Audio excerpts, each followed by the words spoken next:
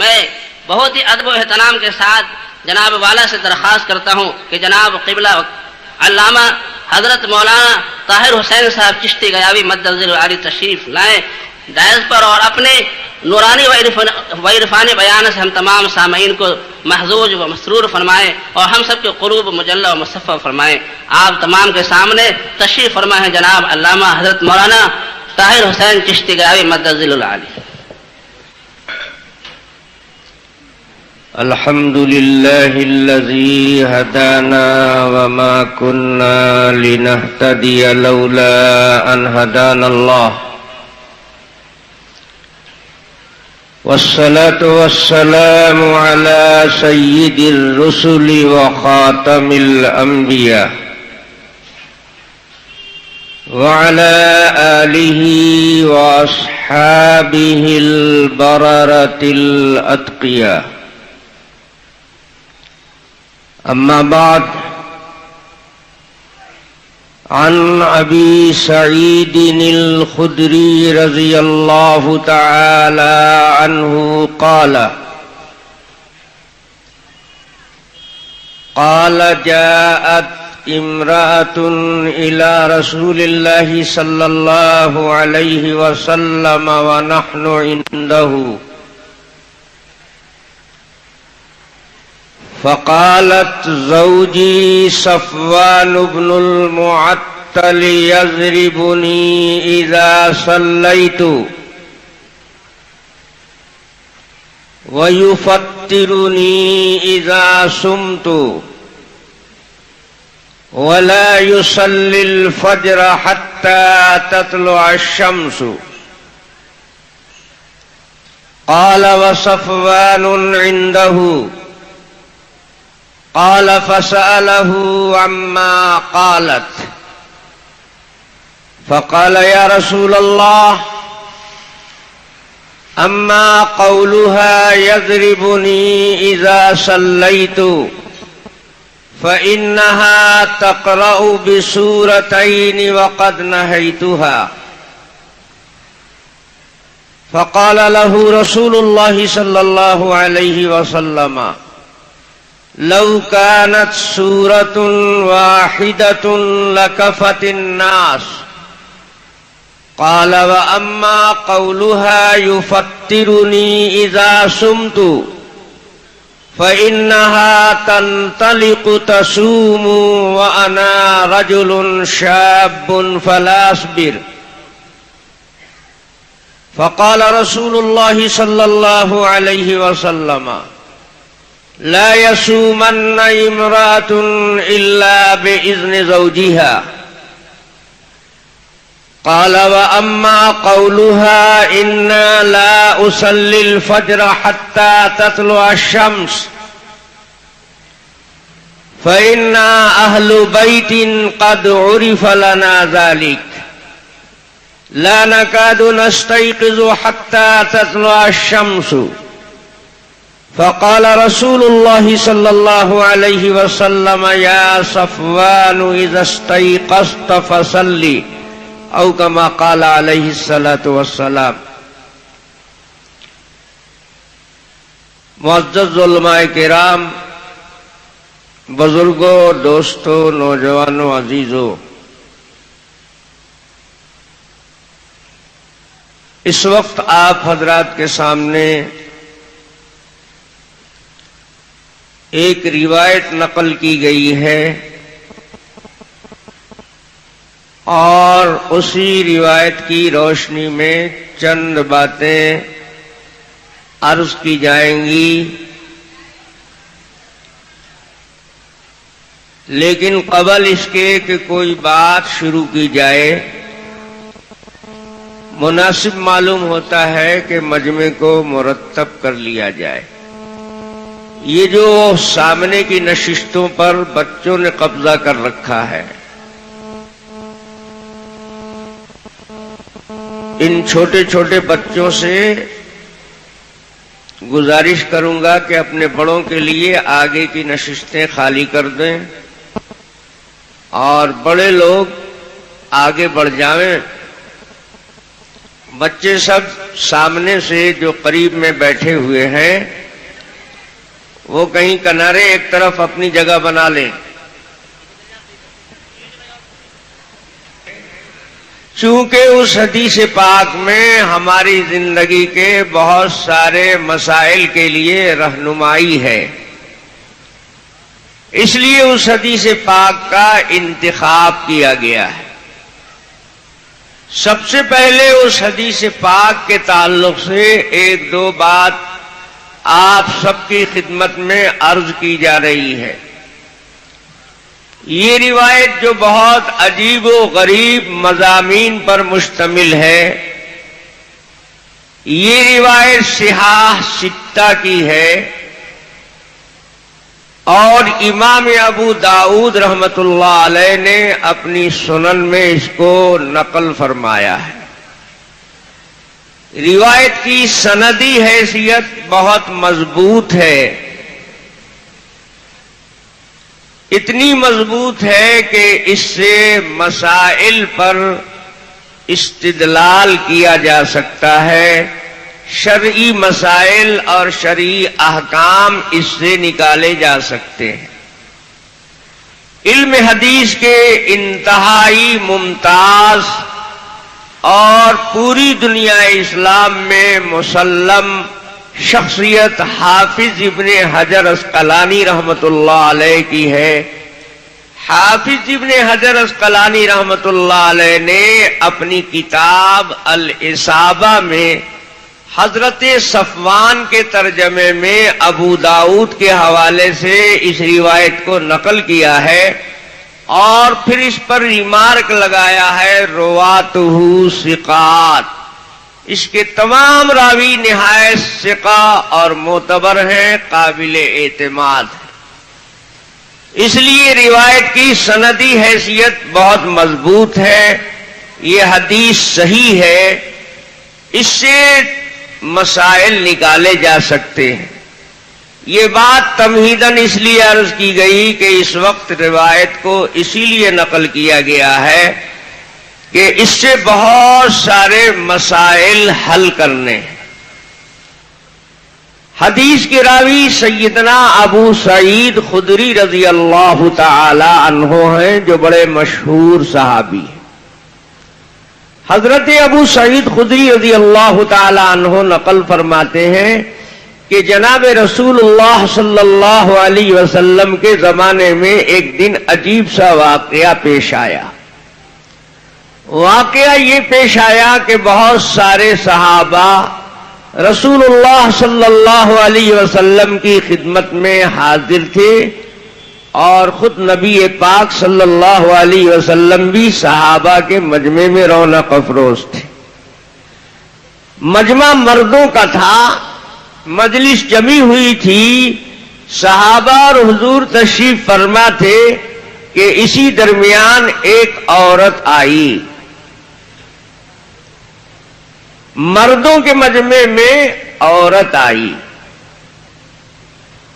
اور آنے والی عورت نے رسول اللہ صلی اللہ علیہ وسلم کو مخاطب کیا.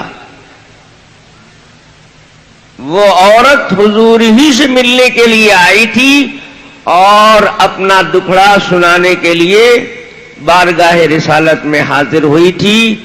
اس لیے حاضرین کی طرف اس نے توجہ نہیں کیا کہ یہاں کون کون بیٹھے ہوئے ہیں، بلکہ رسول اللہ صلی اللہ علیہ وسلم کو اپنا مخاطب بنایا اور اپنی شکایتیں جو کچھ اسے عرض کرنی تھی وہ بارگاہ رسالت میں اس نے پیش کرنا شروع کیا. حضرت ابو سعید خدری فرماتے جاءت امرأۃ الی رسول اللہ صلی اللہ علیہ وسلم ونحن عنده فقالت، اس نے رسول اللہ صلی اللہ علیہ وسلم سے عرض کیا زوجی صفوان ابن المعطل، اے اللہ کے رسول میرے شوہر کا نام صفوان ابن المعطل ہے، میں صفوان کی بیوی ہوں. صفوان کے خلاف مقدمہ لے کر آئی ہوں، ان کی شکایتیں آپ کی خدمت میں لے کر آئی ہوں. میرا شوہر صفوان مجھ پر بہت ظلم اور زیادتی کرتا ہے. یضربنی اذا صلیت، جب میں نماز پڑھتی ہوں تو میرا شوہر صفوان مجھے مارتا ہے، مار مار کر نماز سے روکتا ہے، نماز پڑھنے نہیں دیتا ہے.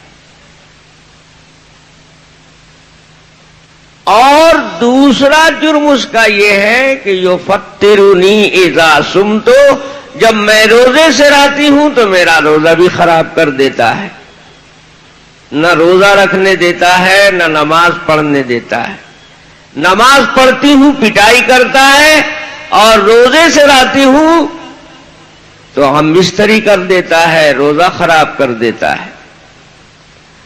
اور خود میرے شوہر کا حال یہ ہے، لا یصلی الفجر حتی تطلع الشمس، سورج جب تک نہیں نکلتا فجر کی نماز پڑھتا ہی نہیں ہے. سورج نکلنے کے بعد تب فجر کی نماز پڑھتا ہے. میں آپ کی خدمت میں انصاف کے لیے حاضر ہوئی ہوں تاکہ آپ میرے شوہر کے خلاف ہمیں ججمنٹ دیں، فیصلہ دیں، اور میرے شوہر کے جو جرائم ہیں اس کی جو مناسب سمجھیں آپ سزا دیں. یہ مقدمہ لے کر وہ عورت جناب رسول اللہ صلی اللہ علیہ وسلم کی خدمت میں آئی تھی. ایک دو بات آگے بڑھنے سے پہلے ذہن میں رکھنی چاہیے. یہ صفوان ابن المعطل جن کی شکایت بیوی لے کر آئی ہے، شاید آپ کے ذہن میں بھی ان کا نام اور ان کا تعارف ہوگا، اس لیے کہ یہ بڑے نامور، بڑے مشہور، بڑے عظیم المرتبت اور بڑے جلیل القدر صحابی. یہ حضرت صفوان وہی صحابی ہیں جن کے ساتھ سیدہ عائشہ رضی اللہ تعالی عنہا کو تہمت لگائی گئی تھی. رسول اللہ صلی اللہ علیہ وسلم کے اتنے معتمد اور اتنے چہیتے صحابی تھے کہ آپ صلی اللہ علیہ وسلم جب جہاد میں جایا کرتے تھے تو قافلہ ایک ساتھ چلتا تھا، اور قافلے کے پیچھے پیچھے تنہا ان کو رسول اللہ صلی اللہ علیہ وسلم مامور فرماتے تھے کہ یہ اکیلے اکیلے قافلے کے پیچھے پیچھے سفر کریں تاکہ کسی قافلے والے کا کوئی سامان گر گیا ہو، چھوٹ گیا ہو تو ضائع نہ ہونے پائے. ان پر اتنا اعتماد اور اتنا بھروسہ تھا رسول اللہ صلی اللہ علیہ وسلم کو، اور اس لیے بھی قافلے کے پیچھے پیچھے آنے پر ان کو مقرر فرماتے تھے کہ کہیں کوئی عورت قافلے سے بچھڑ جائے، اکیلے رہ جائے تو ایسا نہ ہو کہ اس کی آبرو کو خطرہ ہو، اس کی جان کو خطرہ ہو، اس کو پریشانی اور مصیبت کا سامنا کرنا پڑے. آپ پیچھے پیچھے آئیں گے تو سامان چھوٹ جائے گا، اس کو بحفاظت لے آئیں گے، کوئی عورت کوئی بچہ رہ جائے گا تو آپ قابل بھروسہ اور لائق اطمینان ہیں، آپ اس کو ساتھ لے آئیں گے. ایک غزوے میں یہی شکل پیش آئی کہ حضرت صفوان معمول کے مطابق قافلے کے پیچھے پیچھے آ رہے تھے، اور جناب رسول اللہ صلی اللہ علیہ وسلم اور آپ کے صحابہ پورا قافلہ آگے جا رہا تھا. رستے میں ایک جگہ پڑاؤ ڈالا، رات گزارنے کے لیے رکے. میدانی علاقہ تھا، غیر آباد جگہ تھی، سفر کا عالم تھا. سارے لوگ رات میں رکے ہوئے تھے، اپنے اپنے سامان اور اپنی اپنی سواری کے قریب سو رہے تھے. زیادہ رات گزر چکی تھی، بہت تھوڑا وقت باقی تھا کہ سیدہ عائشہ رضی اللہ تعالی عنہا جو اس سفر میں رسول اللہ صلی اللہ علیہ وسلم کے ساتھ تھی، ان کو ضرورت پیش آئی، قضاء حاجت کی ضرورت پیش آئی، پاخانے کا تقاضا ہوا۔ تو وہ تو کوئی گھر نہیں تھا، کوئی آبادی نہیں تھی، میدانی علاقہ تھا، رات کا وقت اندھیرا تھا۔ سیدہ عائشہ رضی اللہ تعالی عنہا نے دیکھا کہ اندھیرا بھی ہے، لوگ سو رہے ہیں، میدانی علاقہ ہے، چلو اپنی ضرورت کہیں دور نکل کر پوری کر لی جائے۔ وہ اس ضرورت سے چلی گئی اور ادھر جناب رسول اللہ صلی اللہ علیہ وسلم کی آنکھ کھلی تو آپ نے اعلان کر دیا کہ آگے بڑھو، چلو۔ حضرت عائشہ رضی اللہ تعالی عنہا ابھی واپس نہیں آئی تھی کہ قافلہ سفر کے لیے تیار ہو گیا، کجاوے اونٹوں پر کس دیے گئے اور پیدل و سوار دونوں قسم کے لوگ آگے بڑھے۔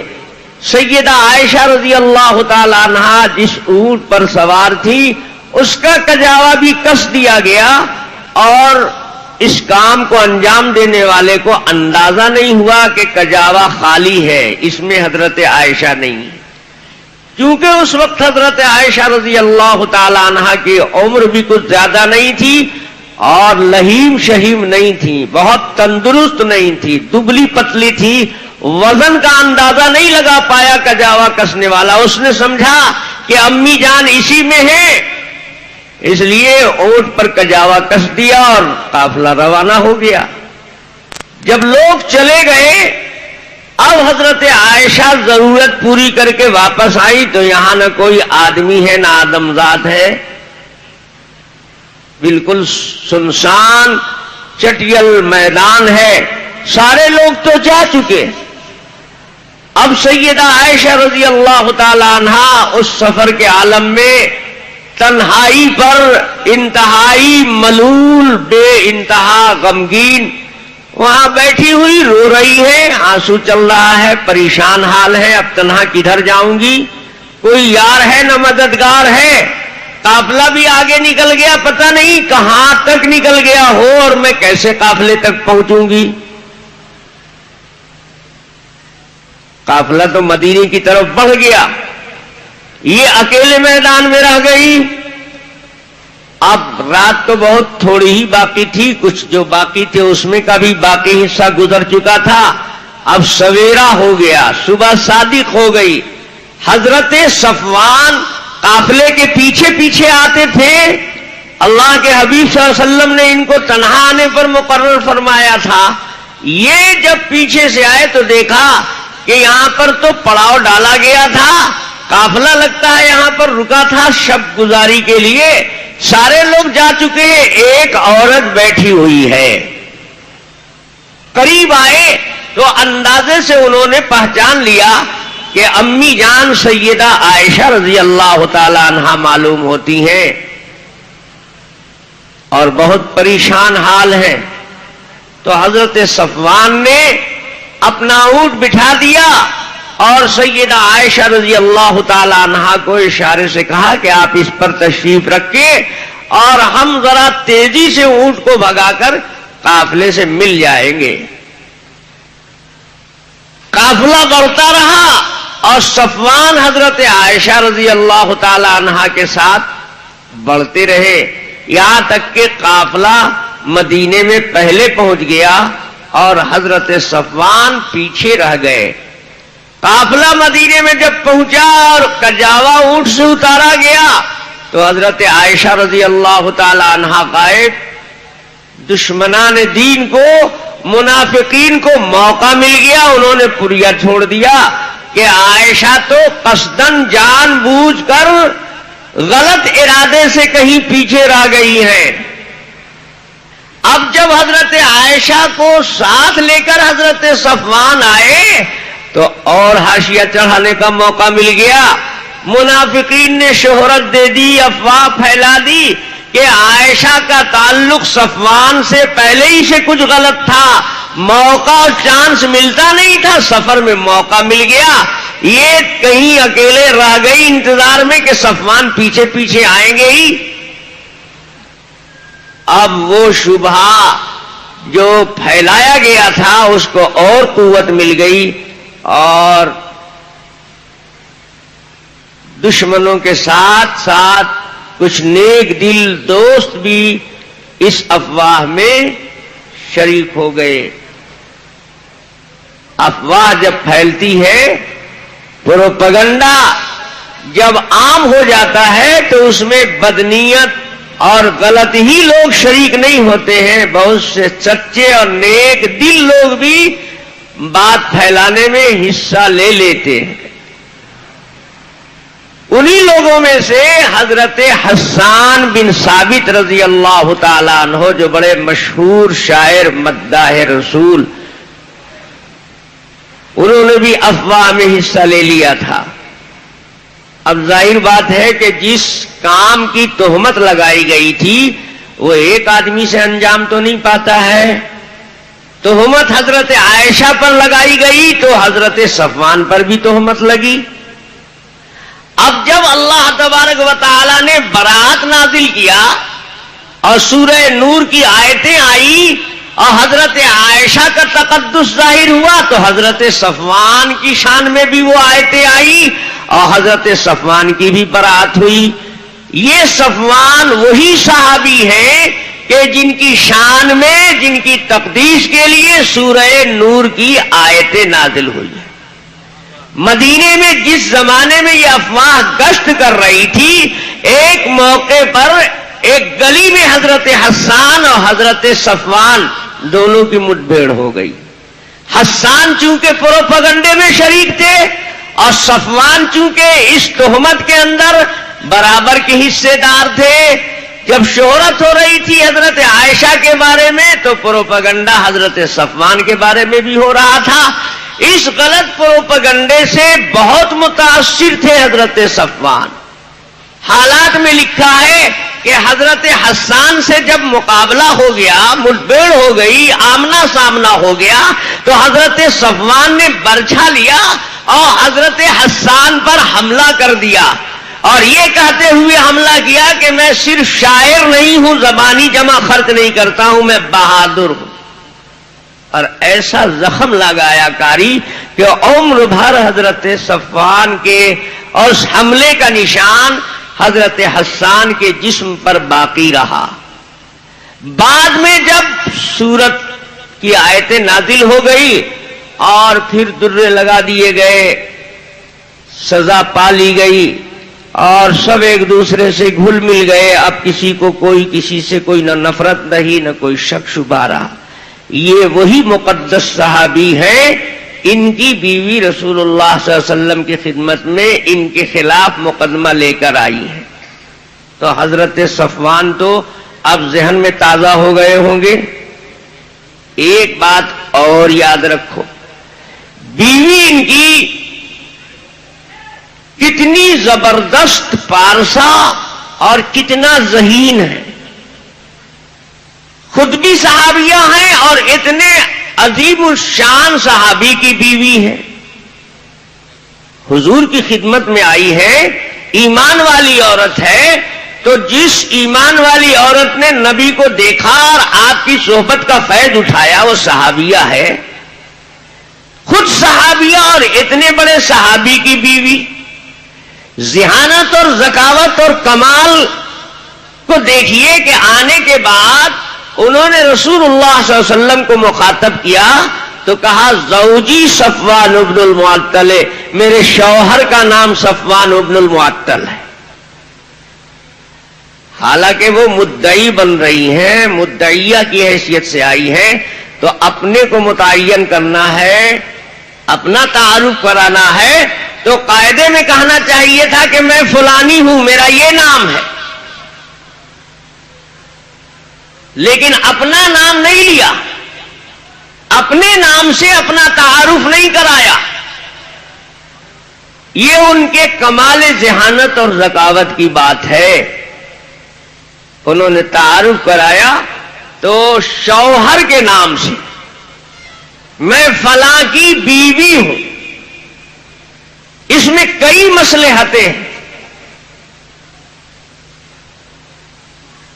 پہلی مصلحت تو یہ ہے کہ صفوان مدعا علیہ بن رہے ہیں، شوہر پر مقدمہ کرنا ہے، شوہر کی شکایت کرنی ہے، اور شوہر اتنی شان والے، اتنے رتبے والے، اتنے بڑے ہیں، تو ان کا نام اس لیے لیا تاکہ جرم سنگین سے سنگین تر ہو جائے.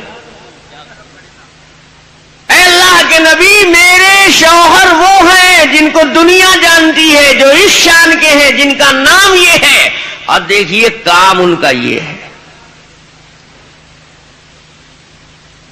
ان کا نام لیا تاکہ آگے جن جرائم اور جن شکایتوں کو رکھنے والی ہیں وہ سنگین ہو جائے. جب بڑا آدمی ہوتا ہے تو اس کا چھوٹا جرم بھی بڑا شمار کیا جاتا ہے. اگر اپنا نام لیتی تو یہ نہیں معلوم ہوتا کہ بہت بڑے حیثیت والے کے خلاف یہ شکایت ہے. اس لیے جرم کو سنگین بنانے کے لیے شوہر کا نام لے کر اپنا تعارف کرایا اور کہا زوجی صفوان ابن المعطل، میرے شوہر کا نام صفوان ابن المعطل ہے، میں ایسے ویسے کی بیوی نہیں ہوں. آپ جانتے